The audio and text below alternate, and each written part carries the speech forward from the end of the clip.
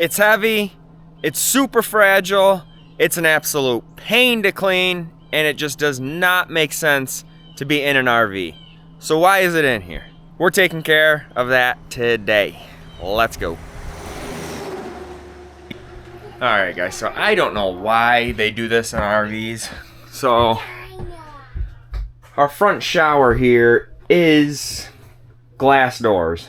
So the other day when we went to pump out, we walked into a shattered door. So probably one of the kids forgot to hook this onto the outside door. So when we hit the brakes or hit the gas, it probably slid up and slammed and shattered. So now there's no way to clamp it. And I really don't understand why manufacturers do this anyway. I know it looks better and it makes more sense for residential applications, but for a camper, you're living simply as it is. There's nothing wrong with a shower rod and a curtain. So that is what we're going to switch this to. And also, another thing is, we had this wedged in here just for the ride up here. Down in here, it gets really nasty after you shower and it's a pain to clean out. So, we're going to simplify this. We're pulling this out, making it into a shower curtain. So, another thing it's going to do is save on weight, because these glass doors aren't exactly the lightest. I mean, they're not like super heavy, but a shower rod and shower curtain is much lighter. So let's get to this. All right, so we have a Grand Design Momentum 381M, but it'll be pretty similar for probably any manufacturer, I would assume. So first of all, I'm just gonna remove all these screws in this channel. I basically want to get rid of this whole black channel that's holding the glass in. So it's a good thing I brought some tools.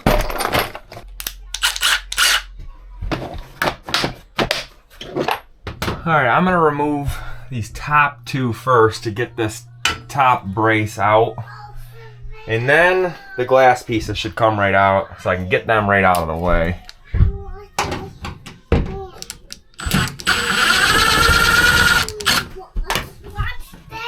You're watching me? Yeah. How am I doing? They won't come off. Oh, they will, dude. We're gonna get them out. I think we gotta get a utility knife and score this silicone here. I can go get you one. No, dude, I can get it. Alright, so I actually don't think we need a utility knife because that just pulled out from there pretty easily. I put gloves on because where this panel broke, I gotta pull that out and I don't really want to cut my hand open, so I'm just gonna probably try to work this free.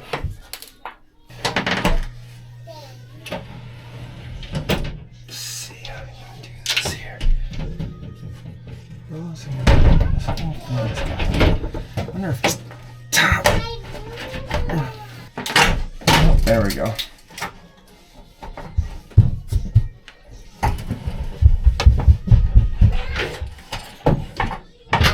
Alright. Those are out of there. Whew. Actually, that is pretty heavy. That'll save on a decent amount of weight. These are going to go right in the dumpster. Hopefully I can get them down there without them breaking.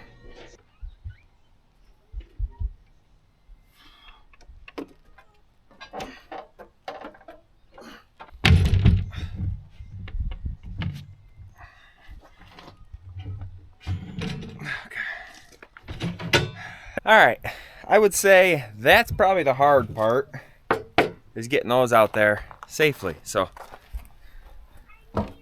let's carry on. Dude, nothing like turning an RV park into a construction site, huh? No. Nope. No.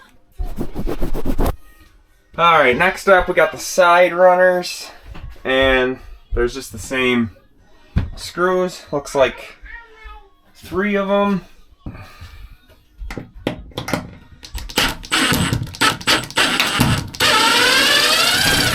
Those are some decently long ones. Then we're gonna have to putty these holes.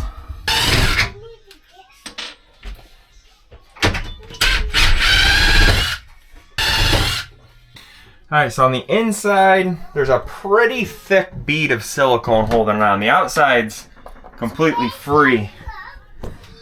But the inside, we got a decent amount of silicone. So I'm going to use a utility knife to score it and get these sides out of here.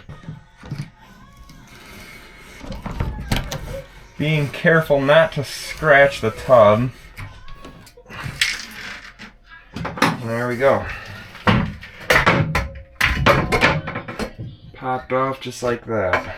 Alright, top's out, sides are out.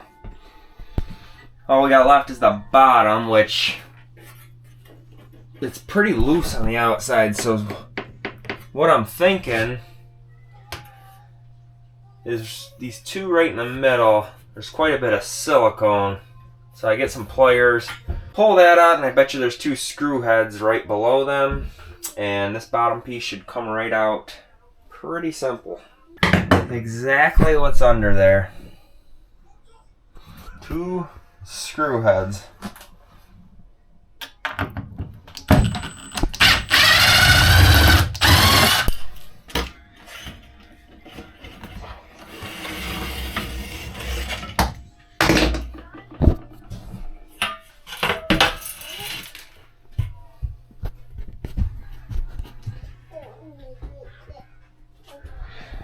Alright guys, now I gotta get rid of this residual silicone.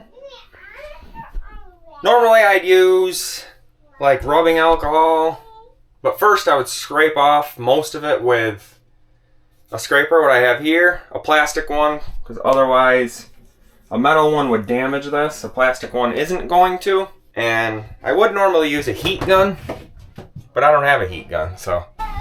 Alright, so the best thing I found to be working is getting as close as I can with a regular razor blade. Being sure not to go too deep. But it just comes right off.